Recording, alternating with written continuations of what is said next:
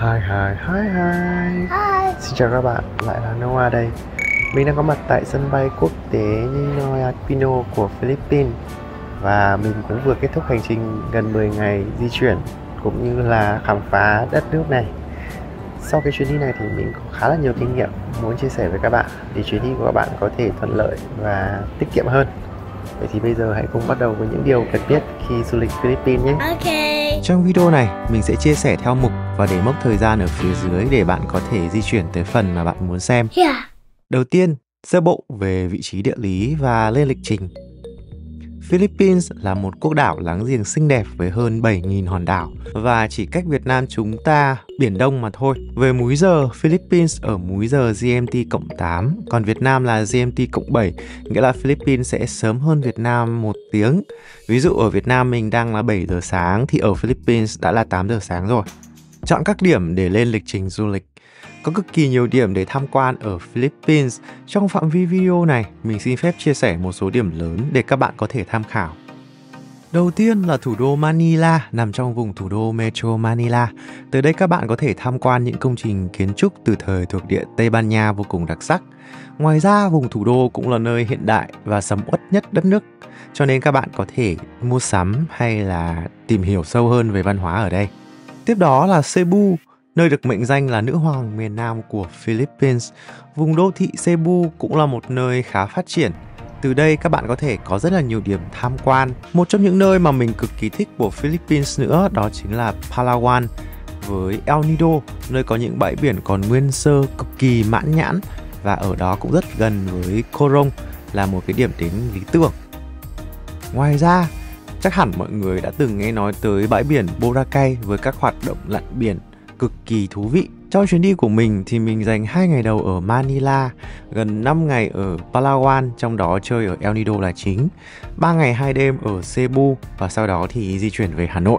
Các bạn có thể tham khảo các video tương ứng với các cái địa điểm trên để cân nhắc lựa chọn địa điểm nhé. Ngay từ đầu thì mình muốn dành thời gian ở El Nido vì ở đây là một nơi còn khá là nguyên sơ với màu nước biển siêu đẹp. Do thời gian có hạn nên các điểm còn lại mình chưa khám phá được nhiều. Lịch trình này cũng bị thay đổi do cái hãng bay khi mà mình bay tới Cebu ấy, họ đã hoãn lịch 1 ngày. No. Thứ hai, thời điểm du lịch lý tưởng. Về cơ bản, Philippines có 2 mùa. Mùa khô từ tháng 11 đến tháng 4 và mùa mưa từ tháng 5 đến tháng 10. Nếu liên quan đến các hoạt động biển thì bạn nên tránh mùa mưa vì mùa này rất dễ có những cơn bão lớn.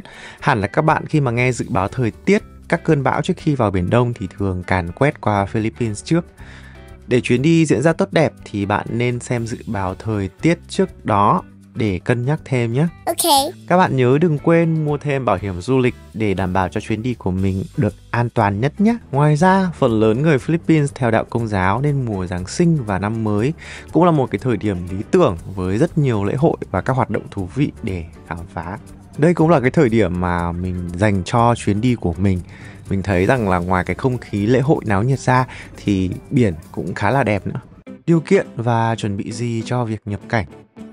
Theo thông tin trên trang web của Bộ Ngoại giao Philippines, công dân Việt Nam được miễn visa khi nhập cảnh vào Philippines dưới 30 ngày với điều kiện.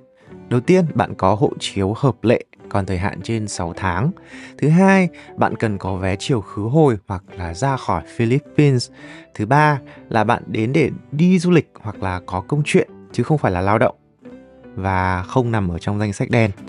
Trong quá trình nhập cảnh của Philippines, hải quan sẽ hỏi khá để tránh các thành phần khủng bố hoặc là lao động trái phép. Để tránh bị hỏi quá nhiều thì bạn cần thực hiện những việc sau. Trước tiên, hãy khai báo trước khi nhập cảnh. Bạn cần vào trang web này, mình sẽ để link ở đây và sẽ hướng dẫn chi tiết cái phần này ở phụ lục cuối video. Tiếp đó, hãy in lịch trình của bạn kèm theo vé máy bay, đặt phòng khách sạn. Mình sẽ để lại file lịch trình của mình trong phần mô tả để các bạn tham khảo nhé. Ngoài ra, bạn cũng cần chuẩn bị một số câu trả lời bằng tiếng Anh cho những câu hỏi đơn giản như bạn đi với mục đích gì, bạn ở đây bao lâu, công việc hiện tại ở Việt Nam là gì. Như mình, sau khi làm những điều trên thì quá trình nhập cảnh của mình rất là trơn tru và không hề khó khăn như một số bạn nhập cảnh ngay trước mình thôi. Wow. Thứ tư, ngôn ngữ, tôn giáo và đôi nét về văn hóa của người Philippines. Ngôn ngữ chính thức của Philippines là tiếng Filipino hay còn gọi là Tagalog. Song Tiếng Anh ở đây thì được sử dụng rất là rộng rãi. Ở những nơi mà mình từng đi thì từ em bé Yeah. Okay, thank you. tới người lớn tuổi I want to go back the zip line. đều nói được tiếng Anh ở mức độ cơ bản. Vì vậy, với vốn tiếng Anh giao tiếp tạm thì mình nghĩ là các bạn hoàn toàn có thể du lịch đất nước này mà không gặp quá nhiều khó khăn. Tất nhiên, trong trường hợp bí tử, bạn hoàn toàn có thể sử dụng Google Dịch nhé. Về tôn giáo, phần lớn người Philippines theo Công giáo là chính yếu. Theo một cái thống kê thì có tới hơn 80% dân số theo Công giáo Roma. Vì vậy, chúng ta có thể bắt gặp nhà thờ ở khắp nơi với nhiều lễ hội trong năm của những người theo đạo như là mùa Giáng sinh, Halloween, vân vân.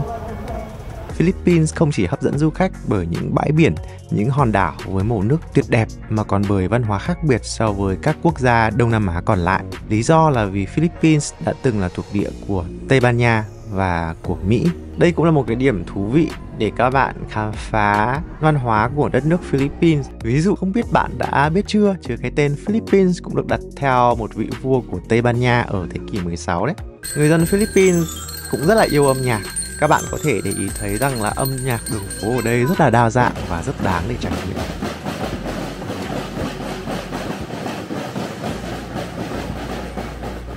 Thứ 5, đặt vé máy bay tới Philippines như thế nào? Nếu muốn bay thẳng từ Việt Nam thì hiện tại mới có sân bay Ninoy Aquino ở Metro Manila. Có 2 hãng chính khai thác chặng bay này, đó là Cebu Pacific và Philippines Airlines. Và tất nhiên, Cebu Pacific thì sẽ rẻ hơn Philippines Airlines rất là nhiều. Bay từ Hà Nội tới Manila thì mất 3 tiếng 40 phút. Giá vé nếu mà các bạn săn rẻ nhất thì tầm đâu đấy khoảng tầm 2,8 triệu đến 3 triệu. Từ Sài Gòn tới Manila thì hết khoảng gần 3 tiếng và theo mình theo dõi thì giá rẻ cũng tầm khoảng 2,4 triệu. Nhìn chung thì giá vé từ Việt Nam đi khá là đắt. Tuy nhiên thì cái giá vé chiều về và các cái chuyến bay nội địa ở Philippines thì rẻ hơn rất là nhiều. Nếu không cần bay thẳng, các bạn có thể quá cảnh ở sân bay của các nước khác. Nhưng mà theo mình nhận thấy thì hơi mệt và giá hầu như thì không rẻ hơn là bao nhiêu. Book vé máy bay này nó cũng giống như kiểu là chơi chứng khoán ấy. Nên là khi mà các bạn đã thấy mức vé tạm ổn rồi thì hãy book luôn, đừng tham giống mình. Mình cũng cứ chờ để nó giảm, nhưng mà phút cuối thì nó cứ tăng mà không giảm nữa. Thế nên là mình đã phải mua cái giá vé chiều đi rất là đắt luôn. 6. Philippines dùng tiền gì, đổi tiền ở đâu và chuẩn bị bao nhiêu là đủ? Philippines sử dụng đồng peso PHP. Dưới đây là đồ thị tỷ giá của peso và đồng Việt Nam trong 2 năm vừa qua. Nhìn chung thì tỷ giá khoảng 1 peso sẽ đổi được từ khoảng hơn 400 đến gần 500 Việt Nam đồng.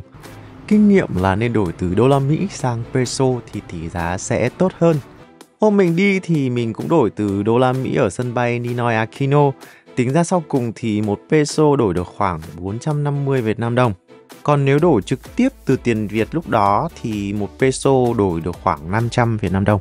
Nghĩa là thiệt khá khá đấy các bạn. Ngoài sân bay ra, mỗi một cái điểm du lịch lớn của Philippines sẽ có các điểm đổi tiền. Nhưng thường thì mình thấy tỷ giá không tốt cho lắm. Do đó thì mình cũng chỉ đổi một ít tiền mặt để chi tiêu cho những cái hoạt động hàng ngày như là tiền vé xe jeepney hay là tiền ăn ở các quán ăn. Còn phần lớn thì đặt phòng, vé máy bay, rồi vé các trò chơi thông qua các cái dịch vụ trên mạng thì mình sẽ tiêu bằng tiền Việt. Kể cả là có tính phí chuyển đổi ngoại tệ đi chăng nữa thì vẫn rẻ hơn là mình đổi tiền trực tiếp hay là mình mua trực tiếp. Ví dụ nhé, khi mà mình chơi Canopy Walk ở El Nido ấy, thì mình mua qua Klook với giá là hơn 160.000. Nhưng mà nếu mà mình mua trực tiếp thì sẽ là 400 peso, tức là khoảng 180.000. Như vậy thì mình thấy là mua qua Klook vừa tiết kiệm hơn mà lại hạn chế phải sử dụng tiền mặt. Thực tế thì chi phí cho việc ăn uống ở Philippines có cái cao hơn, có cái thì rẻ hơn Hà Nội hay là Sài Gòn. Nhưng nhìn chung thì mình thấy mức sống cũng tương đương. Bạn có thể tính dư ra một chút so với cái mức chi tiêu thông thường của mình để có thể xem là cần chuẩn bị bao nhiêu tiền mặt nhé. Bây giờ thì mình sẽ chia sẻ các mệnh giá tiền Philippines để bạn khỏi bỡ ngỡ. Okay. Đầu tiên thì đồng peso có cả tiền giấy và tiền xu. Từ 20 peso trở xuống thì có tiền xu. Bỏ qua các cái xu có mệnh giá quá bé thì mình sẽ chỉ cần quan tâm tới đồng 1 peso, 5 peso, 10 peso và 20 peso. Từ 20 peso trở lên thì có tiền giấy. Có 6 mệnh giá của tiền giấy là 20 peso, 50 peso, 100 peso, 200 peso, 500 peso và 1.000 peso. Tờ 1.000 peso hiện nay là tờ có mệnh giá lớn nhất. Thứ 7, SIM điện thoại và chất lượng 4G. Philippines có 2 nhà mạng lớn là Smart và Globe. Có một số nhà mạng nhỏ hơn như là Sun. Bạn có thể mua sẵn cái eSIM qua Klook hoặc mua trực tiếp ở Philippines tại sân bay. Theo kinh nghiệm của mình thì giá SIM so với các nước trong khu vực thì không hề rẻ.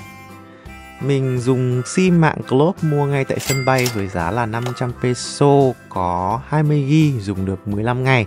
Theo trải nghiệm cá nhân thì mặc dù độ phủ của nó tương đối rộng nhưng chất lượng 4G thì rất là thấp.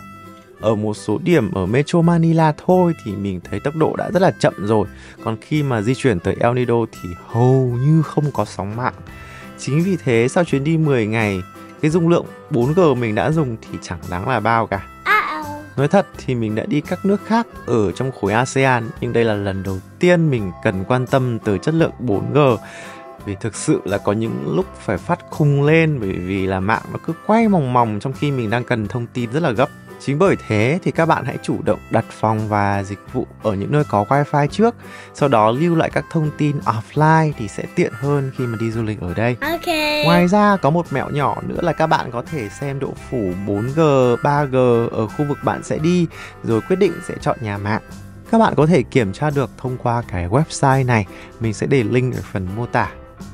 Ví dụ với mạng Globe ở khu vực Palawan, độ phủ rất là thấp. Vì thế đây là lý do mà mình không có mạng ở El Nido. Có một cái lưu ý quan trọng đó là ổ cắm điện của Philippines thì sẽ có dạng chân vuông hay là chân dẹt giống như thế này này. Nên là khi mà các bạn mang sạc theo thì nhớ chọn đúng loại chân nhé. 8. Khách sạn ở Philippines. Ở đây thì cũng có phòng từ hạng bình dân cho tới cao cấp. Nhưng nhìn chung thì giá khách sạn ở Philippines, đặc biệt là ở Manila tương đối cao so với Việt Nam. Bù lại thì phần lớn các khách sạn ở đây thì đều có ăn sáng kèm theo. Các bạn có thể tham khảo các khách sạn mình đã ở. Mình có để tên. Bạn có thể check lại giá trên agoda.com hoặc là trip.com. Một số khách sạn thì họ sẽ yêu cầu là đặt cọc, mặc dù là mình đã thanh toán trước online. Thông thường thì là khoảng 1.000 peso. Bạn sẽ nhận lại được cái số tiền này khi mà trả phòng nguyên vẹn. 9. Phương tiện di chuyển. Đầu tiên là di chuyển giữa các đảo lớn. Vì toàn là các đảo với nhau nên phương tiện di chuyển thuận lợi nhất giữa các điểm lớn, ví dụ như là Manila với Cebu, Manila với Palawan chẳng hạn, thì là máy bay. Nếu mà các bạn canh được thì giá vé máy bay nội địa của Philippines khá là rẻ. Ví dụ mình bay từ Puerto Princesa đến Cebu thì chỉ mất có 500.000 thôi. Ngoài ra các bạn cũng có thể đi tàu, nhưng mình nghĩ là không nên đi những chuyến tàu quá xa vì vừa mệt mà chưa chắc đã rẻ hơn là bao nhiêu. Với các điểm mà tiện đi tàu thì bạn có thể tìm chuyến tàu đó trên Klook. B. Di chuyển trong các thành phố. Xét về phương tiện công cộng thì Philippines có khá là nhiều phương tiện công cộng thú vị. Đặc sản phải nói tới đầu tiên ở Philippines chính là xe jeepney. Xe này có mặt ở tất cả các thành phố lớn, đi theo tuyến và thường có màu sắc khá là sặc sỡ. Mình mới chỉ đi jeepney ở Cebu thôi chứ còn chưa đi ở Manila.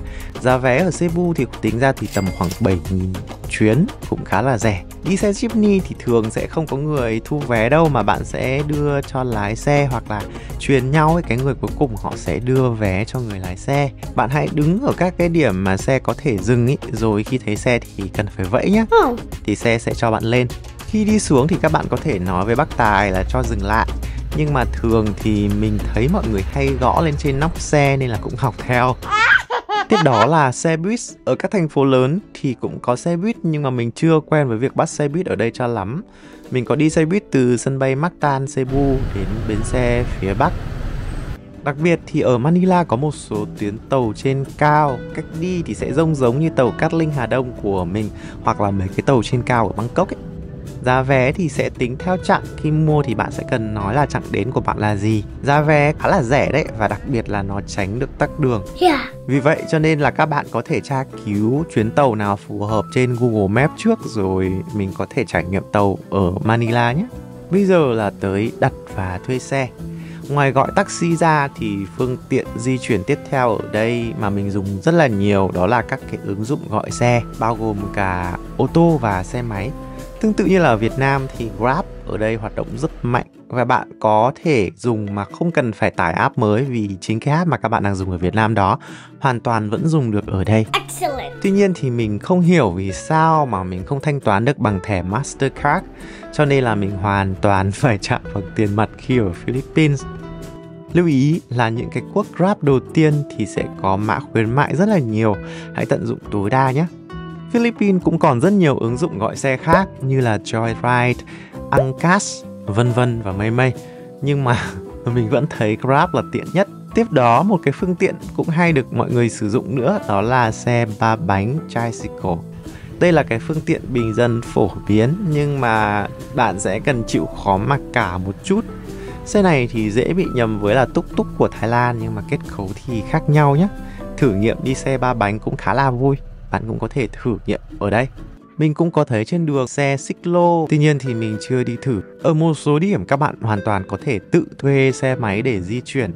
Mình có thuê xe máy ở El Nido với giá là 400 peso, tức là khoảng 180.000 tiền Việt, để thuê từ sáng tới chiều. Ở Cebu thì mình cũng cố gắng thuê xe máy, nhưng mà họ yêu cầu là có giấy phép lái xe quốc tế, mà mình thì lại để quên ở nhà. Lần nào mà chưa làm cái giấy phép lái xe quốc tế này thì có thể tham khảo video của mình và nhớ mang theo nhé. Di chuyển ở các khu vực ít người ở Philippines thì không quá khó đâu, vì họ cũng lái xe bên tay phải. Đây cũng là một cái trải nghiệm khá là vui. 10. Ẩm thực. Trong chuyến đi này phải nói thật là mình không trải nghiệm quá là nhiều món ăn, nên là xin phép chia sẻ một số nhận định nho nhỏ thôi, và có thể là nó sẽ hơi phiến diện một chút. Thông thường thì đồ ăn của Philippines sẽ hơi mặn hơn khẩu vị của người Việt. Họ cũng ăn cơm, và có rất là nhiều người chia sẻ là họ rất là thích gạo Việt Nam. Vì là quốc đảo nên khi nghĩ tới Philippines chắc hẳn các bạn sẽ nghĩ tới hải sản. Và đúng là như vậy, hải sản ở Philippines nếu các bạn chọn mua được đúng nơi thì rất là tươi và ngon. Mình rất là thích ăn ở El Nido với cái món khoái khẩu là mực adobo và cá thu nướng. Cái món adobo này là một cái món rất là đặc trưng của người Philippines. Có nhiều kiểu adobo lắm, nên là các bạn hãy thử khi mà các bạn đến Philippines nhé. Một cái gợi ý của mình là các bạn có thể mang theo một số cái loại sốt chấm từ Việt Nam, thì đảm bảo khi pha vào các bạn sẽ dễ ăn và hợp khẩu vị hơn. Tuy nhiên thì đồ ăn Philippines có thể sẽ không dễ ăn với nhiều người, vì vậy bạn có thể chuẩn bị một số hộp mì tôm trong trường hợp cần kíp nhé. Okay. Nếu đợt tới có dịp quay trở lại Philippines thì mình sẽ thử nghiệm nhiều món hơn vậy. Bây giờ mình sẽ chia sẻ cách để khai báo nhập cảnh Philippines nhé. Đầu tiên các bạn truy cập vào website này. Như các bạn có thể nhìn thấy là các bạn có thể tải các cái ứng dụng này ở trên điện thoại, cả iPhone lẫn Android. Nhưng bây giờ thì mình sẽ hướng dẫn các bạn trên website trước. Các bạn nhấn vào Sign In, sau đó thì nhấn vào Create an account, tức là để tạo tài khoản. Sau đó các bạn nhập cái email của mình vào, và sau đó nhấn Continue để tiếp tục. Bây giờ thì chúng ta sẽ vào trên cái email của mình để copy cái mã code mà họ đã gửi cho mình. Như ở đây là gồm có 6 số. Sau đó thì mình sẽ nhập vào trong cái ô này. Và sau khi nhập xong thì nhấn Continue để tiếp tục. Bây giờ chúng ta sẽ tạo mật khẩu cho tài khoản này. Thì các bạn hãy nhập mật khẩu. Lưu ý là mật khẩu thì phải có ít nhất là 8 ký tự, và phải có một ký tự viết hoa hoặc là tối thiểu một ký tự viết thường.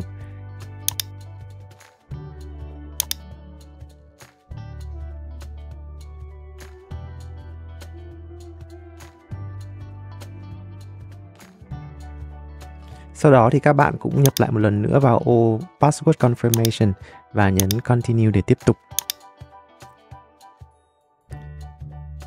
Ở đây thì chúng ta sẽ chọn là Foreign Passport Holder, tức là cái người mang hộ chiếu không phải là người Philippines. Thì chúng ta sẽ click vào cái ô ở bên cạnh. Như các bạn có thể nhìn thấy ở cái dòng trên cùng ở đây thì họ sẽ yêu cầu là mình chụp một cái tấm ảnh selfie hoặc là mình sẽ tải ảnh lên. Thì nếu mà các bạn muốn chụp selfie thì máy tính nó sẽ yêu cầu là các bạn cho phép. Thì các bạn sẽ nhấn vào nút Allow màu xanh này. Còn mình thì mình sẽ không chụp mà mình sẽ tải ảnh hộ chiếu của mình lên. Tất nhiên là vì đây là ví dụ cho nên mình sẽ không tải ảnh thật nhé. Nhấn mạnh một lần nữa là các bạn nên tải cái ảnh hộ chiếu của mình, bởi vì ảnh càng chính xác thì nhập cảnh sẽ càng dễ dàng. Bây giờ tới phần tiếp theo là bây giờ chúng ta sẽ nhập tên. Thì các bạn hãy nhập tên rất chính xác theo hộ chiếu của các bạn nhé. Tên của bạn như thế nào trong hộ chiếu thì bạn hãy điền chính xác như vậy. Ví dụ như một bạn tên là Nguyễn Văn Noah chẳng hạn thì bạn ấy sẽ điền chính xác như thế này. Sau đó thì các bạn nhập giới tính ở đây. Female là nữ còn male là nam. Bên cạnh đó sẽ là cái ô nhập về ngày sinh.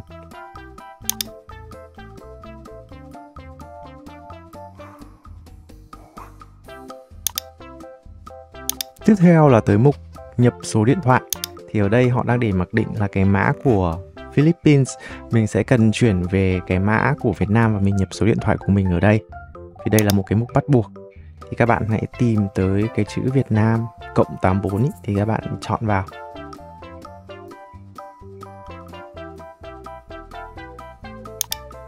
Và sau đó thì nhập cái số điện thoại của mình vào.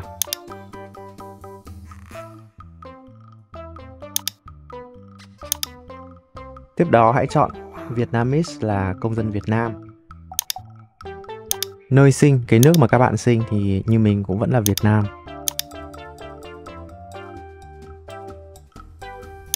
Bây giờ là tới nhập số hộ chiếu. Lưu ý là cần nhập chính xác cái số hộ chiếu của bạn. Với mục nghề nghiệp, ở đây có rất là nhiều nghề. Các bạn hãy chọn nghề tương ứng.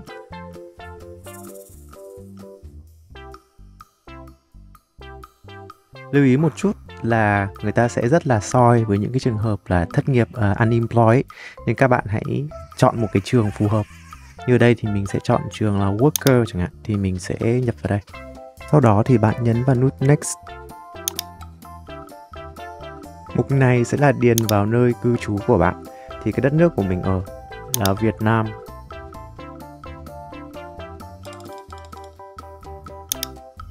Sau đó thì tới mục các bạn ghi địa chỉ nhà riêng của mình. Ở đây thì mình ghi bằng tiếng Anh và ở giữa mỗi một cái phần thì sẽ có một cái dấu gạch chéo. Ví dụ như là mình ở số 14 Vũ Trọng Phụng, quận Thanh Xuân chẳng hạn.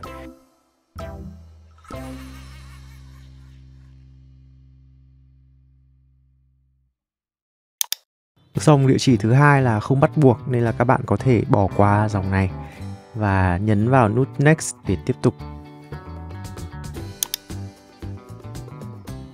Tới đây, hãy nhìn một lần nữa toàn bộ cái thông tin của bạn có khớp với hộ chiếu hay không, bao gồm cả ảnh, họ tên, ngày tháng năm sinh, vân vân.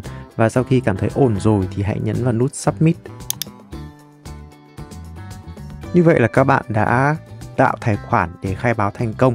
Bây giờ thì tới mục khai báo. Ở đây có phần là khai báo cho bản thân mình và cho cả người khác. Và mục Arrival là đến. Lưu ý là các bạn chỉ được phép khai báo phần này 72 tiếng trước chuyến bay. Hiện tại thì màn hình sẽ để mặc định là khai báo cho bản thân bạn và đi bằng đường hàng không, cũng như là đang khai báo nhập cảnh, nên là mình sẽ để nguyên. Nếu các bạn cũng y chang như mình thì các bạn hãy nhấn vào nút Continue để tiếp tục. Bây giờ sẽ là cái phần khai báo khi du lịch. Đầu tiên đó là mục đích của chuyến đi. Thì ở đây có khá là nhiều mục đích khác nhau, nhưng trong trường hợp của mình thì mình chọn là kỳ nghỉ, holiday. Mục tiếp theo thì sẽ hỏi là bạn là hành khách hay là tiếp viên hàng không. Thì tất nhiên là mình là hành khách rồi thì mình sẽ chọn cái dòng đầu tiên, Aircraft Passenger. Thì cái đất nước mình bắt đầu bay đến Philippines là đất nước nào? Thì ở đây là Việt Nam. Tiếp theo họ sẽ hỏi là bạn sẽ cư trú ở đâu khi ở Philippines. Thì cái đầu tiên resident là địa chỉ nhà riêng, sau đó là ở khách sạn hoặc resort, và tiếp nữa ở đấy là các bạn chỉ là quá cảnh thôi. Thì ở mình là mình sẽ chọn cái khách sạn. Và bây giờ thì mình cần nhập chính xác cái tên khách sạn mình ở trong cái điểm đến đầu tiên của mình. Như mình là mình ở khách sạn Achiever Airport Hotel thì mình sẽ nhập cái khách sạn này, thì thường họ sẽ có cái gợi ý khách sạn ở đây. Đây, Achiever Airport Hotel ở Manila. Các bạn cần nhập thêm cái thông tin của chuyến bay. Thì chuyến bay của mình bay vào ngày nào thì mình nhập chính xác cái ngày đó nhé. Tất cả các thông tin này cần phải giống với trên vé của các bạn. Và đây là cái ngày mà mình sẽ trở về.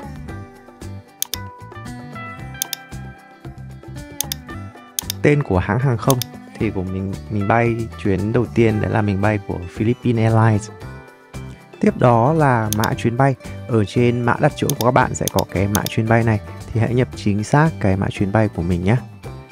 Như trường hợp của mình là PR596. Sân bay sẽ tới ở đây là sân bay Ninoy Aquino ở Manila. Bây giờ là cái phần khai báo sức khỏe. Mục đầu tiên thì các bạn có thể tạm thời bỏ qua. Tới câu hỏi thứ hai là bạn có lịch sử tiếp xúc với người bị bệnh hoặc ốm trong vòng 30 ngày vừa qua hay không? Thì như mình là không. Câu hỏi tiếp theo là bạn có ốm trong 30 ngày vừa qua không? Thì câu trả lời của mình cũng là không.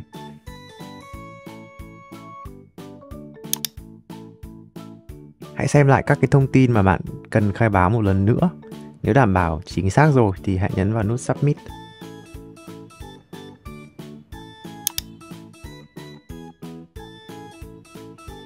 Tới đây là các bạn đã hoàn tất các bước khai báo và mình sẽ có một cái mã QR code như thế này. Hãy lưu lại để khi nhập cảnh có thể hải quan sẽ yêu cầu quét cái mã QR code của bạn. Và trên đây là 10 điều các bạn cần biết khi du lịch Philippines. Hy vọng là video này hữu ích với các bạn. Nếu có bất cứ câu hỏi nào thì vui lòng để lại bình luận ở phía dưới. Chúc các bạn có một chuyến đi đầy thú vị. Xin chào và hẹn gặp lại các bạn trong video tiếp theo. Bye!